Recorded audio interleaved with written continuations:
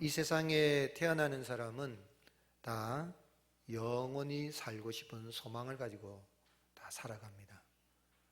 그래서 죽지 않고 영생했으면 좋겠다 하는 소망이 다 있습니다. 그런데 그것은 하나님이 주신 마음입니다. 내가 오래 살겠다는 욕심 부리는 거 아닌가 이 생각이 들지 몰라도 하나님은 우리 마음속에 전도서 3장 11절에 하나님이 모든 것을 지으시되 때를 따라 아름답게 하셨고 또 사람들에게는 영원을 사모하는 마음을 주셨다 그랬어요. 그러나 하나님이 하시는 일의 시종을 사람으로 측량할 수 없게 하셨다. 알지 못하게 하신 거죠. 이렇게 영혼을 사모하는 마음, 원래 인간은 죽지 않을 존재로 지음받았는데 타락한 이후에 죽을 수밖에 없는 인생인데 그런데 영혼을 사모하는 마음이 있는 겁니다. 이 세상에 참 영혼을 사모하는 마음, 영생했으면 좋겠다. 내가 죽지 않고 오래 살고 아니 영원히 살았으면 좋겠다 싶은데 사실은 사람이 태어나는 순간부터 죽음의 그림자가 따라다닙니다. 고 이어령 교수님은 그런 이야기를 했어요. 얼마 전에 다큐멘터리 이렇게 하시는 그 가운데에 인간은 태어나는 순간에 죽음의 기저귀를 차고 태어난다. 참 문학자가 되신 문학가가 되시니까 아주 표현을 죽음의 기저귀를 타고 태어난다는 이야기는 신생아부터 시작해서 항상 죽음의 그림자가 결코 떨어지지 않고 같이 붙어서 다닌다는 이야기죠. 그러다가 어느 순간에 이 생명과 죽음이 만나서 도킹이 되어서 결국은 생명을 잃게 되고 죽음이 이겨서 결국은 사람은 흙으로 돌아가는 죽게 되는 거죠. 그런데 이제 사람들이 영혼을 사모하는 마음, 영생을 사모하는 마음이 있으니까 안 죽을 수 있는 길이 없을까? 영원히 살 수 있는 길이 없을까 하고 고민을 많이 하죠. 많은 철학자들이, 많은 선인들이 그런 연구를 많이 했습니다. 책도 쓰기도 하고 수도를 하기도 하고 나름대로 이 득도하려고 애를 쓰고 그렇게 했지만 인생은 또 그렇게 했던 사람도 다 역사의 뒤안길로 사라지게 됐죠. 그래서 영생할 수 있는 길이 없을까 해서 불로초를 구하기도 하고 영생초를 구하기도 하고 불로초 구해서 영생초 구해가지고 다려 먹으면 영생하지 않을까 이렇게 생각이 들 수도 있는데 여러분 이 세상에 영생초가 있을까요? 근데 영생초가 있습니다. 이 사진을 보면 영생초가 있어요. 식물 가운데 영생초라는 게 있는데 실제로 있습니다. 그러나 이 식물은 영원히 사는 건 아니에요. 왜 영생초인가? 이름이 그런 거죠. 유럽의 산악지역에 자라는 이 고산 식물이라고 하는데 이름이 이제 영생초예요. Live forever. 여러 해를 열악한 환경에 인내하면서 해마다 여름이 되면 아름다운 꽃을 이렇게 피웁니다. 그래서 신브리테니카 사전에서 영생초라 이름을 지은 것은 내한성, 내구성, 그 어려운 환경을 다 이겨냈기 때문에 붙여진 이름이라 그러는데 이 식물의 속명은 셈베르비붐입니다. 셈베르비붐은 영원한 생명이라는 거죠. 어려운 환경에서 이겨내서 아마 그렇게 붙여진 것 같은데 이 영생초를 다려 먹으면 영생할 수 있을까 생각이 들 수 있는데 다려 먹는다고 해서 꽃을 먹는다고 해서 영생할 수는 없죠. 휴머노이드를 개발하고 있는 테슬라의 일론 머스크 이분이 로봇에 인간의 뇌를 다운로드 시켜가지고 그래서 불로 장생하는 그런 기술이 개발될 것이다라고 이야기했습니다. 사람이 내가 죽더라도 그러나 다른 로봇에다가 이 뇌를 컴퓨터에 이렇게 기억장치처럼 다운로드 시켜가지고 모든 기억을 그렇게 해서 불로 장생할 수 있다 그러고 심지어는 인간의 뇌를 가상 공간에 이동을 시켜서 내가 죽더라도 나중에 다시 불러들여가지고 그 생각이랄까 그 기억이랄까 이런 거는 살아있게 하는 그래서 영생을 누릴 수 있다라고 이렇게 주장을 하기도 합니다. 영생을 사모하는 마음이 있으니까 이런 과학자든지 뭐 사업가든지 학자든지 많은 사람들이 그렇게 영생을 사모하고 그렇게 어떻게 하면 영생할 수 있을까 하는데 그러나 이 세상에 태어나서 결국은 아무리 기술이 과학이 발달이 돼도 안 죽는 사람은 한 사람 없으면 다 죽습니다. 그런데 인간은 이렇게 죽음의 그림자가 죽음의 기저귀를 차고 태어났으니까 늘 죽는 것 때문에 두려워하죠. 예수님 믿는 사람도 아마 사실은 내 죽을 때 어떻게 죽을까? 고통스러울까? 아마 이런 생각할 거예요. 예수님 믿는다고 하지만은 그거는 다 누구도 피할 수가 없죠. 그러면 과연 죽음의 그 순간에도 내가 두려워하지 않고 정말 할렐루야 하고 생명의 기쁨이 넘치는 가운데 죽음을 맞이하고 또 사는 동안에 그런 죽음을 두려워하지 않고 생명의 기쁨이 넘치는 살 수 있는 그런 길이 무엇이 있을까요? 오늘 그 말씀은 바울이 이 부활에 대해서 사람이 죽은 자가 다시 사는 부활에 대해서 변증한 결론의 부분입니다. 이 결론에서 혈과 육은 하나님의 나라를 유업으로 받을 수가 없다. 그리고 이제 예수님께서 재림하실 때 마지막 나팔이 울리게 되면 그때에 주 안에서 자는 자들, 죽은 자들이 먼저 일어나고 그때 살아있는 사람들도 그 요술공주가 이렇게 삐링 하면은 변화가 되듯이 호련히 순식간에 다 변화된다. 그런 이제 이야기를 한 겁니다. 그러면서 그때는 사망이 이기는 게 아니라 생명이 사망을 삼키고 생명이 이길 것이다. 그러면서 우리 주 예수 그리스도로 말미암아 승리해 주신 하나님께 감사하면서 주님의 일에 더욱 힘쓰라 이렇게 권면한 내용이죠. 그런데 여러분, 왜 하나님이 죽은 자를 살리셨죠? 또한 그게 왜 중요합니까? 그리고 예수님이 십자가에서 달려 죽으심으로 말미암아 영원한 속죄를 단번에 드리셨습니다. 그러면은 영원한 속죄를 드리셨으면 누구든지 예수님 믿으면 죄 사함을 받잖아요. 그러면 되잖아요. 죄 사함 받고 하나님 앞에 나갈 수 있으면 되지. 꼭 예수님이 죽은 자 가운데 살아나셔야 됩니까? 왜 죽은 자 가운데 살아나셔야 되죠? 구약의 제사 제도를 보면 소나 양이나 비둘기를 잡아서 하나님 앞에 속죄 제물을 드리고 하나님 앞에 나가면 그 속죄의 양이 대신해서 이렇게 죽었기 때문에 하나님 앞에 죄 없다고 인정받고 하나님 앞에 나가고 하나님과 교제할 수 있습니다. 그러나 그 속죄의 양이나 소나 비둘기 가운데 제물을 바치고 난 다음에 살아난 소나 양이나 비둘기는 없습니다. 그럼 예수님은 영원한 속죄 제물로 드렸다면 예수님도 죽으셔가지고 우리 죄를 대속해 주셨으니까 예수님 믿으면 죄산 받으면 되는 거 아닙니까? 그런데 왜 예수님이 다시 살아나야 되고 하나님은 예수님을 죽은 자 가운데 다시 살리셨으며 죽은 자 가운데 예수님이 살아나셔서 부활의 첫 열매가 되는 게 왜 중요합니까? 그건요, 하나님이 그렇게 하신 것은 하나님의 나라는 부활 생명이 넘치는 영생의 나라라는 것을 알게 하기 위함인 거예요. 한번 따라 합시다. 하나님의 나라는 부활 생명이 넘치는 영생의 나라입니다. 죽음으로서 끝난 게 아니라 죽음으로 부활하신, 죽은 자 가운데 부활하심으로 말미암아 예수님께서 누구든지 예수님을 믿으면 죽지 않고 영원히 사는 영생을 얻게 되고 영생의 나라에 들어가게 된다는 것을, 그래서 예수님이 죽은 자 가운데 살아나신 것입니다. 그리고 50절에 형제들아 내가 이것을 말하노니 혈과 육은 썩을 혈과 육, 죽어서 무덤에 들어가서 썩을 혈과 육은 하나님 나라를 이어받을 수가 없다. 썩는 것은 썩지 아니하는 것, 하늘나라에 있는 영원한 하늘나라에 있는 영광의 기업의 풍성한 하늘나라에 있는 것들이, 아름다운 것들이 있죠. 우리가 사모하며 기다린 그러한 것을 이어받을 수가, 유업으로 받을 수가 없다. 상속받을 수가 없다. 즉 말하자면 혈과 육이 아닌, 썩을 것이 아닌 썩지 아니할 부활체를 입어야 이 영생의 나라에, 하나님의 나라에 들어가는 것입니다.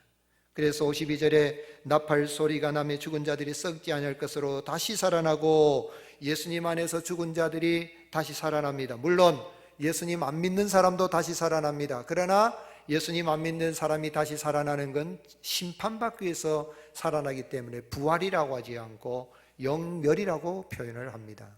그러나 예수님 믿는 사람들은, 먼저 죽은 사람들은 썩었습니다. 그런데 다시 살아나게 되고 살아있는 우리도 이제 변화가 되어서 이 썩을 것이 썩지 아니할 것을 입고 죽을 것이 죽지 아니함을 입는다 그랬습니다. 그때는 54절에 이 썩을 것이 썩지 아니함을 입고 이 죽을 것이 죽지 아니함을 입을 부활체를 입을 부활 육체를 입을 때는 사망을 삼키고 이기리라고 기록된 말씀이 이루어지리라. 말하자면 지금까지는 사망이 생명을 이긴 것 같아요. 어두움이 빛을 이긴 것 같습니다.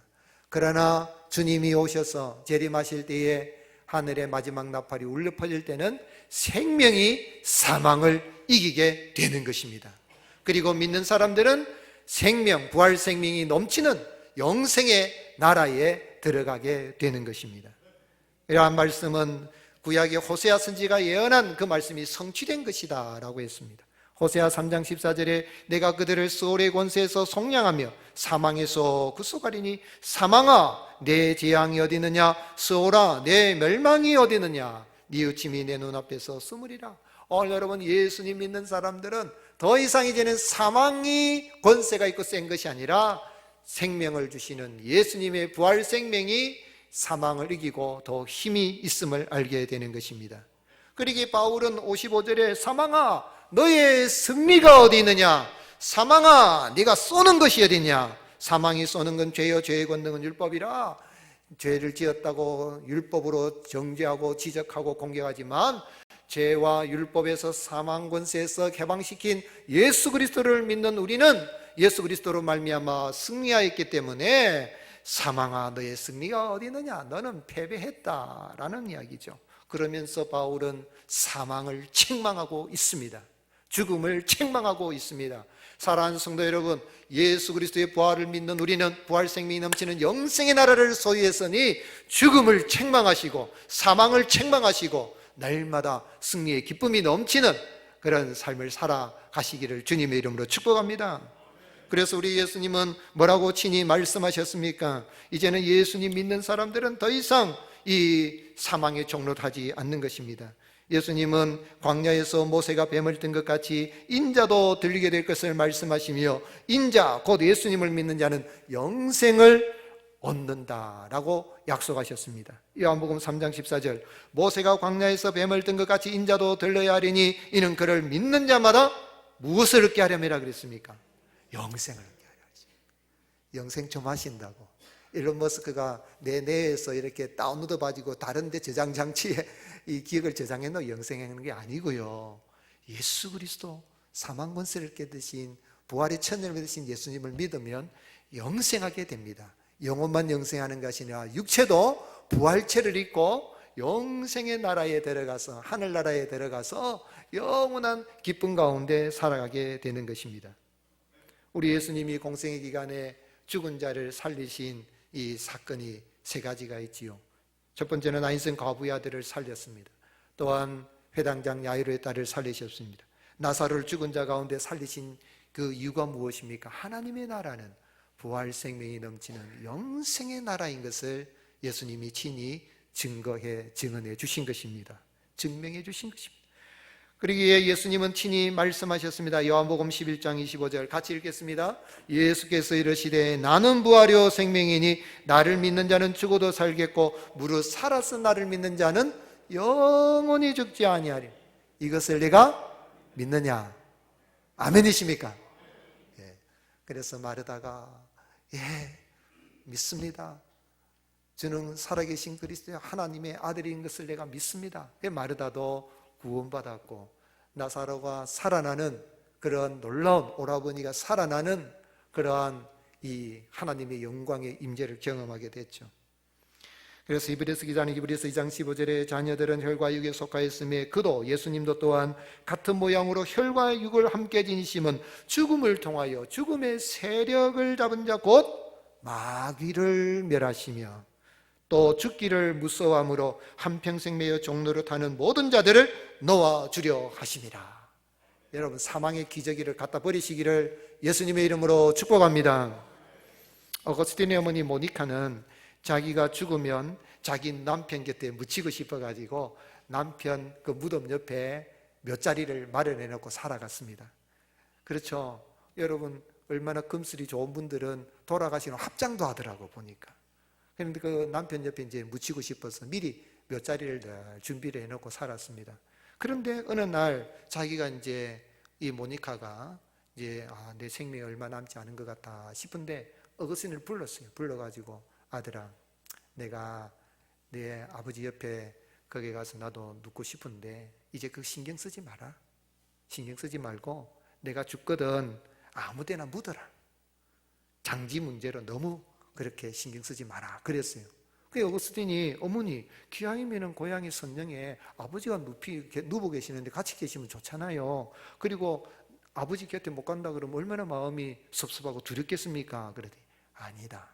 그러면서 이 모니카가 뭐라고 이야기했냐면 하나님께는 먼 곳이 없단다. 여러분 꼭 합장을 하면 좋겠지만 합장을 못하든 그 옆에 눕든 다른 데 눕든 화장을 했든 수장을 했든 수목장을 했든 어떻게 했든 하나님께는 먼 곳이 없습니다.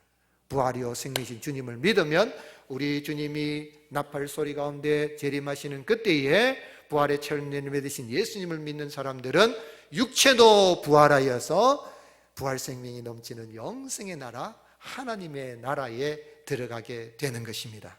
이 소망 가운데 살아가시고 너무 몇 자리 무덤에 집착하지 마시고 오히려 다시 오실 그 주님 부활의 주님을 사모하며 살아가는 저와 여러분이 되시기를 주님을 축복합니다.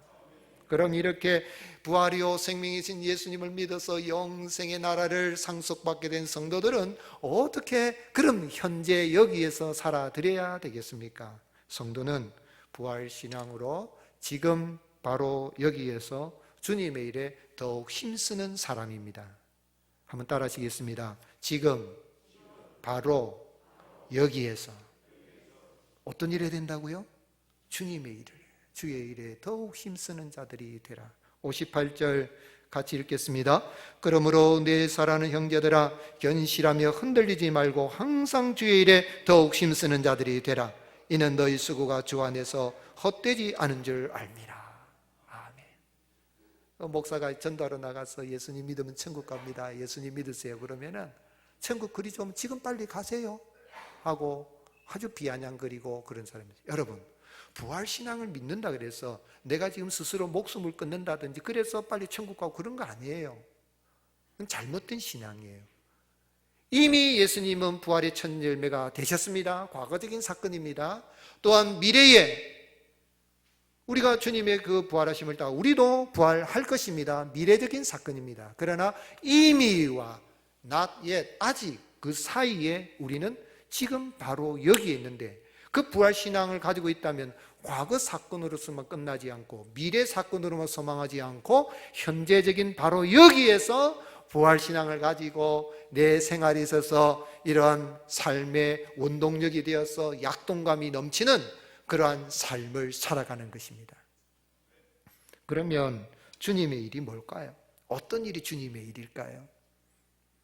주님의 일이라고 하면은 그럼 예배당에 가서 날마다 그냥 예배만 드리고 기도만 하란 말일까? 뭘까요? 고린도서 15장 부활장 길죠. 58절까지 바울이 부활에 대해서 다 변증을 했습니다. 바울은 변증가입니다. 부활에 대해서 다 이렇게 자연의 섭리 이런 것까지 다 해서 변증을 다 하고 난 다음에 주의 일이라 그랬는데 이 과정들 속에 이 고린도서 15장 안에 보면 이 부활신앙을 가지고 있기 때문에 바울이 어떻게 산다라고 했고 어떻게 살아라고 권면한 내용이 나와요. 첫 번째는 뭐냐면 나는 날마다 죽는다 그랬습니다. 31절 형제들아 내가 그리스도 예수 우리 주 안에 가진 바 너희에 대한 나의 자랑을 두고 단언하느니 나는 날마다 죽노라. 왜요? 죽어도 뭐하기 때문에? 뻔하기 때문에. 그래서 죽는다는 거예요. 그 앞에 이제 30절 말씀 무슨 이야기냐면 바울이 전도를 하니까 제가 말씀드린 것처럼 아니 그렇게 천국 좋으면 지금 빨리 죽어서 천국 가지.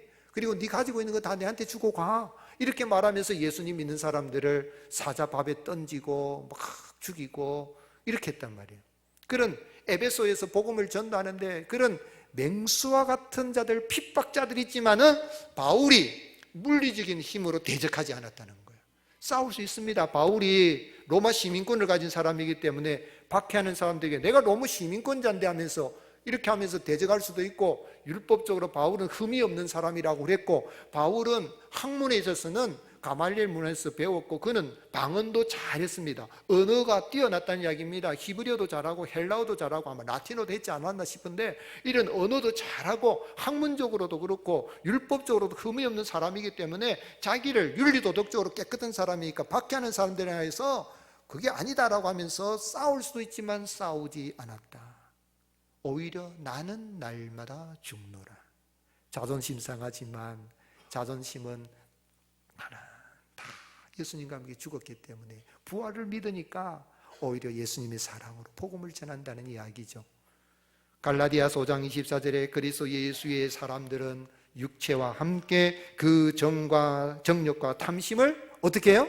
십자가에 못 박았느니라. 죽었습니다. 우리의 정욕과 욕심은 죽었습니다. 그렇기 때문에 우리가 이 땅에 살아갈 때 여러분, 내가 예수님 믿고 부활신앙을 믿는다는 이야기는 교회에 와서 자존심을 내세우는 게 아닙니다. 교회에 와서 자존심 내세우고 나 자존심 상해서 교회 안 다닐란다 하는 사람은 부활신앙을 안 믿는 사람이라고도 할 수도 있어요. 아니, 속이 상할 수 있죠. 목사도 자존심 상할 일이 생길 수 있어요. 그렇지만 나의 자존심, 나의 정욕과 욕심은 이미 십자가에 다 못 박아 주님과 함께 죽었고, 나는 예수님과 함께 새로운 사람으로 의와 진리의 거룩함으로 지음받은 새 사람으로 거듭나게 된 것입니다. 그게 주님의 일입니다. 주님의 일이 제일 중요한 건 먼저 죽는 거예요. 그런데 이게 날마다 현재 지금 부활의 체험을 내신 주님을 따라 내가 부활체를 위해 소망이 있으니까 지금 예수님 믿는 것 때문에 억울한 일 당할 수 있어요. 바보 소리 들을 수 있어요. 예수쟁이들 하면서 그런 비난받을 수 있지만은, 그러나 내가 예수님 때문에 나도 괜찮아 하고 내게는 영생의 나라를 내가 상속받을, 하나님 나라를 상속받을 소망이 있기 때문에 죽는 일을 매일매일 하는 거죠. 그렇게 죽어도 부활의 기쁨 속에서 우리를 세우시는 주님을 바라보고 승리하며 살아갈 수 있기를 주님이 축복합니다. 또한 뿐만 아니라 적극적으로, 이 죽는 건 소극적이죠. 적극적으로 깨어 의를 행합니다. 33절 34절 속지 말라. 악한 동무들은 선한 행실을 더럽히나니 깨어 의를 행하고 죄를 짓지 말라. 하나님을 알지 못하는 자가 있기로 내가 너희를 부끄럽게 하기 위하여 말하노라. 바울은 사실 편지를 쓰면서 편지 받는 사람들을 부끄럽게 해서 쓰질 않아요. 그러나 부활신앙에 대해서 의심하는 것에 대해서는 그게 아니다 하면서, 부활신앙을 가지지 않으니까 어떤 생각을 가집니까? 죽으면 끝이다. 그러니까 오늘 어떻게 하자는 거예요?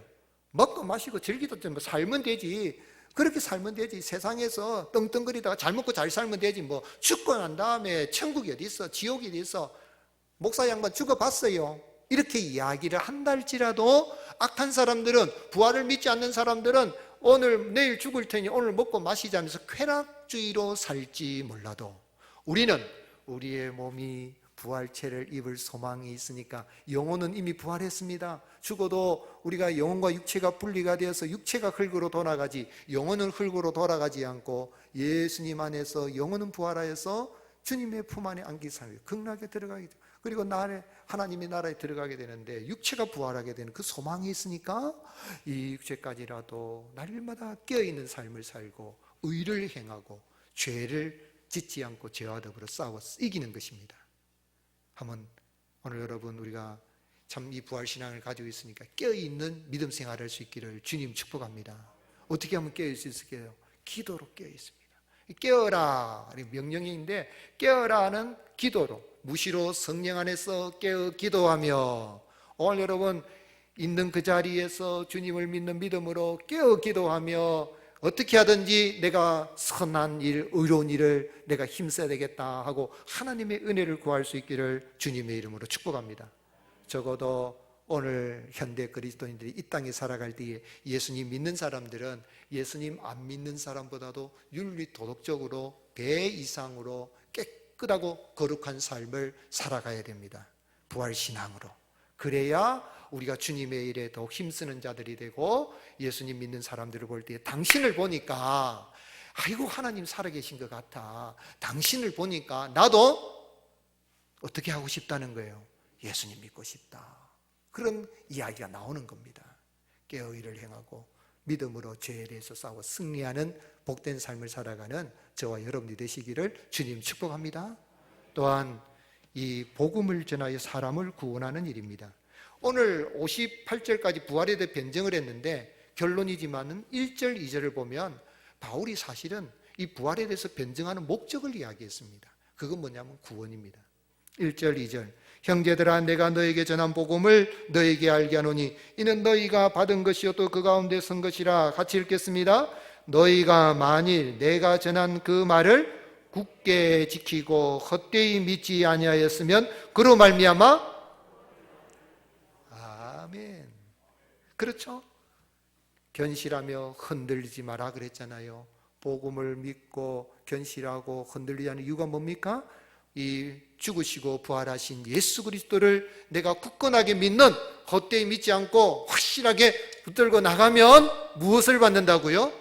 구원을 받는다는 이야기는 이 복음을 바울이 전했다는 거예요. 복음의 내용은 예수님의 십자가와 부활입니다. 이 복음을 너에게 전하였고 너희가 이 복음을 받음으로 말미암아 견실하게 지키고 굳건하게 지키고 헛되이 믿지 아니했으면 너희가 구원을 받는다는 이야기는 바울은 이 복음을 전하여서 사람을 건지는 그 일을 바울이 힘썼고 이 부활신앙을 가진 성도들도 이 일을 힘쓰라고 권면한 것입니다. 교회의 존재 목적입니다.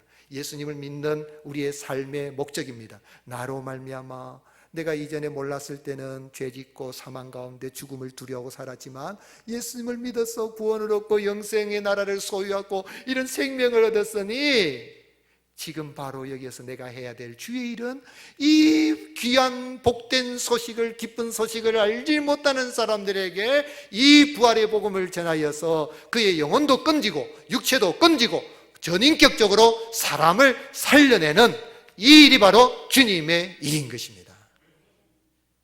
우리 예수님께서 하루 수가성 여인을 이제 전도했지요. 그래가지고 다 했는데 제자들은 이제 먹을 것이 없으니까 마을에 가서 먹을 걸 구해가지고 왔어요. 그 사이에 이 수가성 여인을 다 전도를 했는데 이제 먹을 거 가지고 와서 이제 예수님에게 예수님 양식을 구해왔습니다. 음식 드십시오. 그러니까 내게는 양식이 있느니라.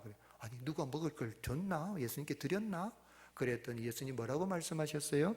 요한복음 4장 34절에 예수께서 이르시되 나의 양식은 나를 보내신 이의 뜻을 행하며 그의 일을 온전히 이루는 것이니라. 나를 보내신 하나님 아버지의 뜻을 이룬다. 그게 뭘까요? 그 다음 구절에 너희는 넉 달이 지나야 추수할 때가 이르겠다 하지 아니하느냐. 그러나 나는 너희에게 이르노니 눈을 들어 밭을 보라. 희어져 수확하리. 여러분 코로나 시대가 지나가든 끝나든 어쩌든 때를 얻든지 못 얻든지 눈을 들어 밭을 보며 휘어져 수확할 때가 된 줄 알고 이 부활의 생명을 알지 못하는 사람들에게 부활의 복음을 잘 전하여서 그것이 나의 양식이 되고 주님의 일이 되고 그래서 그로 말미암아 한 사람이라도 더 예수님 믿고 사람이 구원받는 역사가 있기를 주님의 이름으로 축복합니다. 이 은혜, 부활의 영생의 날을 소유하는 그 은혜가 넘치면요 예수님을 위해서 잔치를 가지는 거예요. 나사로가 죽었다가 살아내 마르다가 뭐 얼마나 깊어요. 오라버니가 죽었는데 장례까지 치러가지고 냄새가 나서 이제 무덤까지 있는데 예수님이 살려주니 너무너무 좋은 거라. 그러니 마르다가 어떻게 했습니까? 예수님을 위해서 잔치를 열렸어요. 잔치도 그냥 잔치 열리겠습니까? 여러분 생각해 보세요. 여러분 가족 가운데 죽었는데 장례 다 끝났는데 살아났다고 생각하면 얼마나 감사하겠어요. 요한복음 12장 1절에 6월절 엿새 전에 예수께서 베다니에 이른 이곳은 예수께서 죽은 자 가운데 살리신 나사로가 있는 곳이라. 거기서 누구를 위하여? 예수님을 위하여 뭐 했다고요? 잔치할세. 누가 잔치를 했어요? 마르다는 일을 하고 나사로는 예수와 함께 앉은 자 중에 있더라. 마르다가 좋아서 예수님께서 제자들의 음식을 준비하는데 딱 나사로는 예수님과 함께 앉아서 내가 죽었다가 살아난 사람 아닙니까? 하니까 이로 말미암아 많은 유대인들이 나사로를 보고 믿었더라. 오늘 여러분 그게 간증입니다. 나를 보세요. 예수님 믿기 전에는 제가 어땠습니까? 예수님을 믿어서 내가 이렇게 변화되었습니다. 당신도 예수님 믿으면 영생의 나라를 가지게 되고 죽음을 두려워하지 않고 생명의 기쁨이 넘치는 그런 삶을 살아가게 됩니다 라고 증거하는 거예요. 그게 전도입니다. 우리 예수님 그렇게 친히 말씀하셨어요. 예수님을 믿는 사람은 예수님의 일을 할 것이요 예수님보다 큰 일을 할 것이라 그랬어요. 요한복음 14장 12절에 내가 진실로 진실로 너에게 이르노니 나를 믿는 자는 내가 하는 일을 그도 할 것이요 그보다 큰 일도 하리니 이는 내가 아버지께로 감이라. 여러분 예수님이 하신 일이 뭐죠? 이 땅에 예수님 왜 오셨습니까? 나를 구원하시려고, 사람을 구원하시려고. 사람 구원은 영혼 구원만이 아닙니다. 육체 구원, 부활체 몸도 구원하여서 전인적으로 구원하여서 하나님의 자녀 삼으시기에 오셨으니 그 일을 믿는 사람들이 감당할 수 있으며 더 큰 일, 더 많은 사람을 예수님보다 더 많이 전도해서 더 많은 사람을 살리는 일을 할 수 있다라고 말씀하신 거예요. 바울이 그랬죠. 바울은 예수님보다 더 많은 사람을 구원하고 더 많은 교회를 세우고 기독교의 기초를 바울이 낳았잖아요. 오늘 여러분 내가 바울처럼 아니라 할지라도 내가 만난 사람들에게 부활하신 예수님을 탁 전하면 그 사람이 영생의 날을 소유하게 되고 그 사람도 바로 여기에서 생명의 기쁨이 넘치는 삶을 살아가게 되는 것입니다. 우리나라에 전도 제일 잘하는 옛날에 목사님 계셨지요. 이름이 뭡니까? 최근능 목사님 들어보셨습니까? 참 전도를 많이 했어요. 교회도 많이 있어요. 한 70여 교회를 세워서 참 교회의 아버지라고 그릇까지 불릴 정도로 전도 많이 했습니다. 그런데 이 어른이 한 번은 교장 선생님을 전도했어요. 교장 선생님 예수님 믿으세요. 하나님이 천지 만물을 다 삼라만상을 다 창조하시고 섭리하십니다. 그랬더니 이 교장 선생님이 자기 학식 자랑을 하면서 아이고 기독교는 그 미신 같은 그런 기독교라고 하면서 아니 하나님이 살아계시면은 그래 왜 벼락도 내리고 그러느냐. 죄인도 막 벼락을 때려서 죄인을 치든지 그래야 되는데 벼락을 때려도 왜 그렇게 나무에 때리고 그러냐 그랬어요. 그 비웃은 거예요. 하나님 살아계시면은 벼락을 죄인한테 그냥 벼락을 가지고 죄인 머리 때려서 죄인이 죽게 만들어야지. 그러니 최 목사님 가만히 있다가 그렇죠.